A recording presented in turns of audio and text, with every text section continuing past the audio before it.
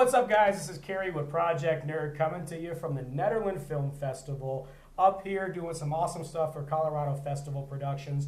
And I think I have one of the funniest films, at least in my case. I have John Williams with On Your Left. How you doing, John? I'm doing great. Great, thank you. So I think On Your Left, at least from a Colorado perspective, I think all of us kind of understand what that means. But why don't you tell us a little bit about the film that you created? Well, I think maybe a Boulder perspective. Oh, there we go. It's about only. life on the Boulder bike path, which can be terrifying.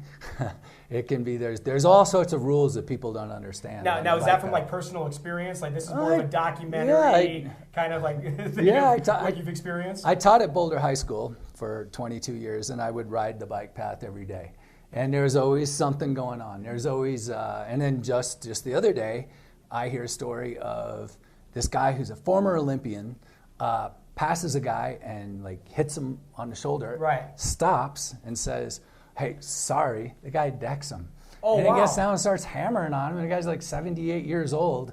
And it's just like, you hear about road rage, but you know, people, there's just all types on the bike path. It's a great resource, but you know. I feel like that's the way. Like I can drive through Boulder, I can't drive through Denver. But if I try to ride a bike in Boulder, I feel like that's where all the traffic's going to be. Right. So what was the? It seems like based on that, you're kind of like, well, I need to make this movie. Was the movie? It's only like 8 minutes, so I thought you did a great job in 8 minutes. Yeah. Was it meant to be? Because there is a comedic element to it, but was it meant to be also educational at the same time? Like, is there a whole thing like, listen, I shouldn't have to say on your left, like you should know enough? Was that kind of a subtle meaning, or? Oh, or people yell at you for not saying on your left. Okay. And so I think it was kind of educational, but it just like, because I bike all the time, and when you do say on your left, people move to the left. Right. And sometimes they move to your left. Yeah. You're not sure what they're going to do. Okay. And then other times you'll like decide like, I don't want to say anything. I don't want to freak them out. I'm going to go around.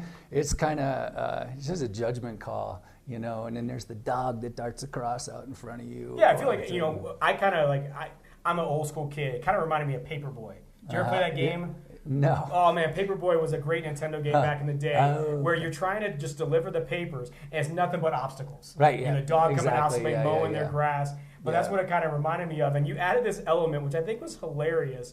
And I hope it was meant to be hilarious. Yeah. There's a difficulty level with each obstacle as your main character is riding down this bike trail. Right. What was the concept behind the difficulty level? Yeah, because I think, you know, you do kind of map it out, and there was I watched it. It was like a video game kind of feel to it. Yeah. Is this person going to make it through? Like, okay, he gets 3 stars if he makes it through the first person that's just kind of walking their kid, right? And it kind of evolves as it goes. Is that something that you kind of thought of like in post, or was that kind of an intentional? Oh well, I thought of it pretty early on. I was like, you know, I was starting to like tie all these incidents together, right? You know, that happen, and like real life events that you've experienced, right.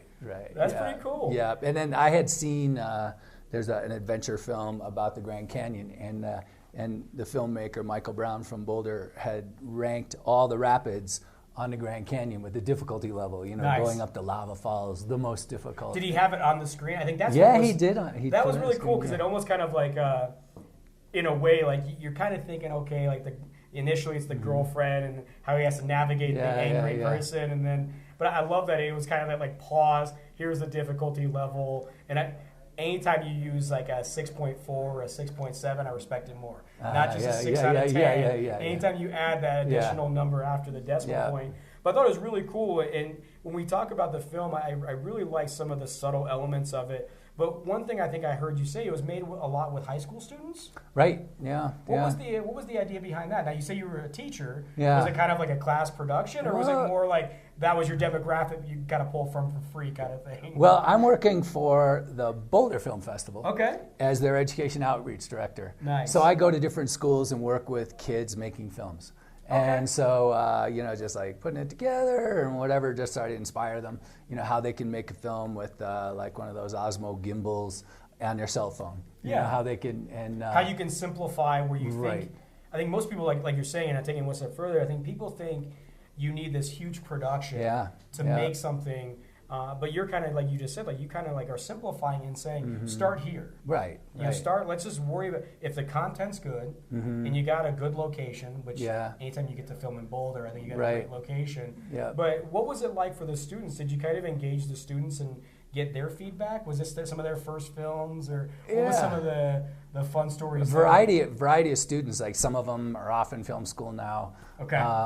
You know, some of these kids, you know, Boulder kids, like one kid had to you know, his own studio in his basement and all that stuff. So he has and so you know, he brings all the equipment, and it's just like, wow, he was already engaged. He's got all the prime lenses, and you're just like, wow, he's got all that stuff. It'd be like awesome, yeah. So you kind of like, okay, let's bring your stuff in. I'll show you how to use it. Yeah, I learned a lot from these kids. Yeah. What's cause I think that's the big thing, right? For me is I've never been involved in film, never really done the post-production or production side.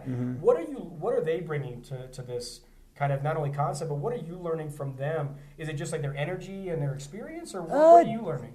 Their energy, and they're just different ways of looking at things, you know, like as opposed to, now here I am, 60 years old, former teacher, and they have just their own interesting take. Yeah. And what is that? Like when there's, because I'm not really like in that whole like you know, high school, like teenage kind of, what's their take? Is it like a fresh take? Like, or is it something it's fresh. And sometimes you're kind of surprised that they just don't, like there was a scene in that movie where he passes, one of the kids is playing the accordion, and we just threw that in there because it'd just be like, it kind of fed into this weird French sub theme we have going through the whole thing. But because the high school students, I assume that the group of the kids, the high school students, they're like, oh, but he's speaking French, but he's not French. So it's definitely like subtle, only if you pick up on like the first conversation. Right? Like, you get the accordion, and then you get the electric bike kind of thing. Was that concept like your initial direction at first, or did it kind of, were these high schoolers kind of given that concept to you? Or was it more collaborative? I think like I think mostly on shots. You know, that a kid would be like, wouldn't it be cool if we did this? Right. You know, like if we got, you know, under the bridge and threw the cell phone off the bridge and it plunges into the creek, you know. And I thought that was going to be the first one. Like of all things, like when you think about obstacles nowadays, I don't think of like a group of high schoolers that are talking.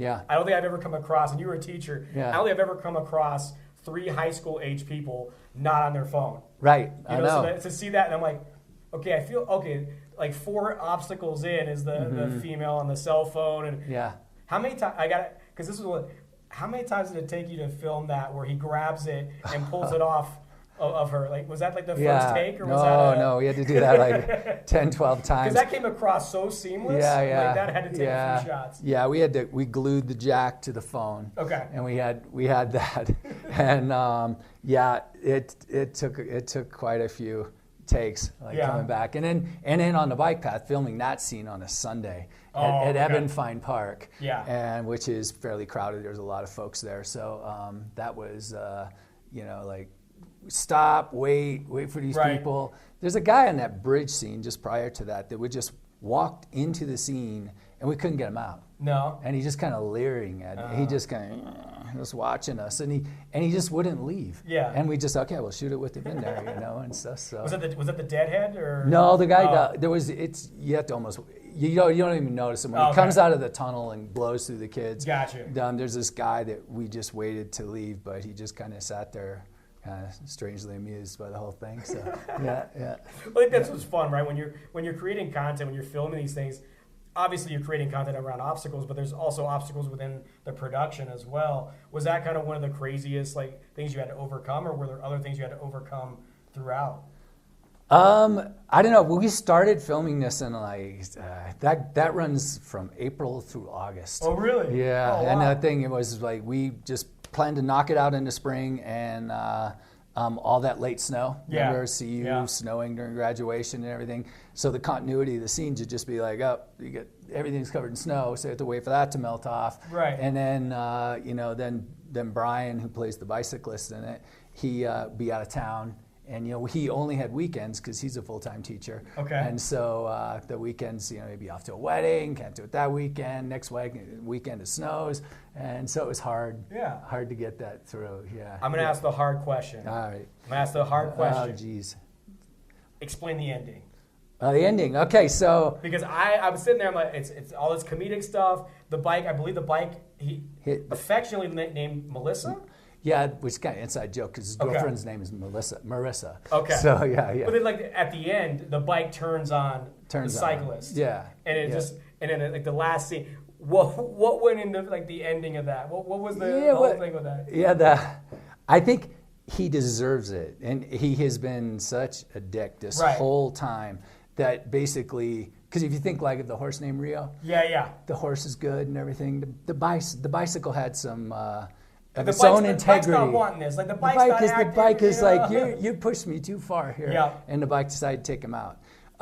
Somebody wrote I put that online, and somebody said the prairie dog should have killed him. Right. I thought, that would have been cool too if we could have got just somehow pull those. That would have been the most Boulder ending I think possible. Yeah. The prairie we dog. had to get the prairie dogs in, for sure. And the prairie dogs are tough. Yeah. I mean, we were just filming the prairie dogs. You'd think that would be easy. No. But you can't get them to run into their holes. Yeah, no. If you go up with the camera, they're just looking at you and just be like, how do I scare it? They're as bad as that man that's just sitting on the bridge. No, I'm right. cool, I'm cool. I know. Yeah.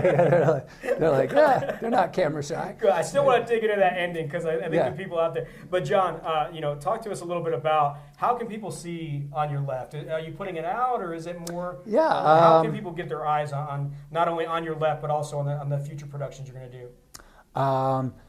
I don't know if I could link it on your website. Yeah. Do you guys have a website? Absolutely. And we could have it there. I'm pitching it to a few other film festivals. So it'll be there. And my email is john@fishmountain.net. Send me an email and I'll send you a link if you'd like to see that. We'll definitely put all the stuff here. But again, guys, this is Kerry from the Project Nerd, going to the Nederland Film Festival with another Colorado Festival production. And I can't wait till you guys see On Your Left with John over here. Definitely exactly what Boulder epitomizes to me. Until next time, stay tuned with some more content. Okay, thank you.